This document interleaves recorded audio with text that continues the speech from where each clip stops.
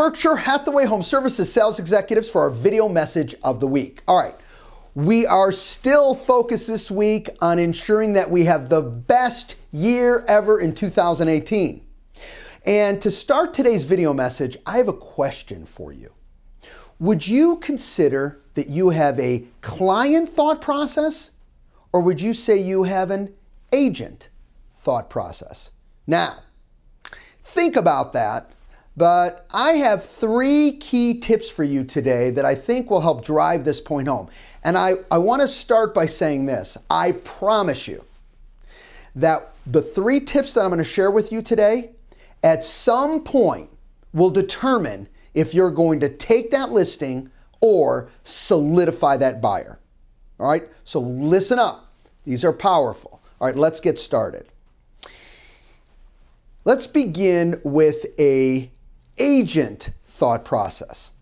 I know what clients want versus a client thought process is I ask insightful questions to be sure. Look, for those of you who've been in the business, you know what, a good amount of time or very long, whatever the case may be, is no doubt, I think you know a lot about clients and you know a lot about the business. Not the point. Not every single individual has the same thought process. And as soon as you want to package everyone in one, you'll make mistakes. So step 1 is each client is different and you can't skip the questions even if you think you know. Second, this again is agent thought process first. I have a killer listing and buyer presentation that covers what's important to sellers and buyers versus this. I listen and learn by the questions that I have asked, and I am prepared with the tools in my arsenal to focus on the areas that is important to each and every client. Huge difference, huge difference.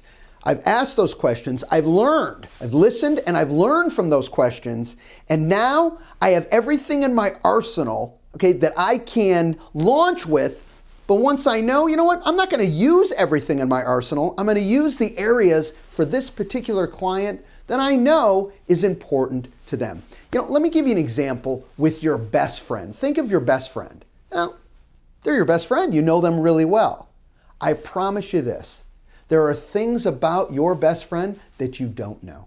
In fact, there's probably things that you could learn about your best friend that would surprise you. Doesn't mean bad. I'm just saying just in general. Guys, every time we assume we know, we make mistakes and we miss true opportunities. The other thing we do when we think we know is we leave important aspects, important tools, important opportunities out of our presentations because, well, we don't need to talk about it because it's just not that big of a deal for this segment of client. Wrong.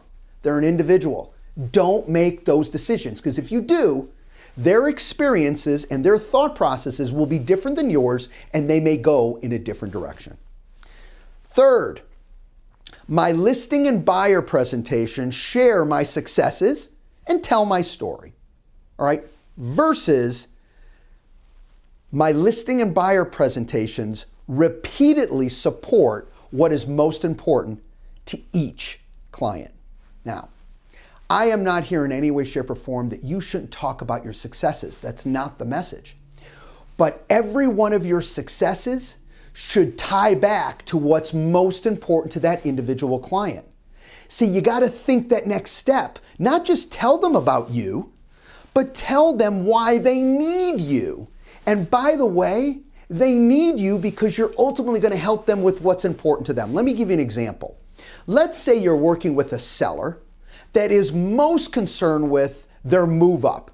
Okay, so the reason that's holding them back is their fear, and I know you've talked about this in the sales meetings of, well, where else am I going to buy? How am I going to find my house before I even sell this house? So guess what? If I know that's really important to them, don't you think that my successes, everything I do, everything I can help them with, will be there to solve that main issue. Because for this particular client, it matters big time. Look, guys, you're out there every day. I know you know the business, okay? And I know you care about your clients. The kicker is there's a difference between caring and truly listening. Ask those questions, learn what's most important to them, and then, be it buyer or seller, present to their needs. Have a great week, everybody. We'll talk to you next week. Bye-bye.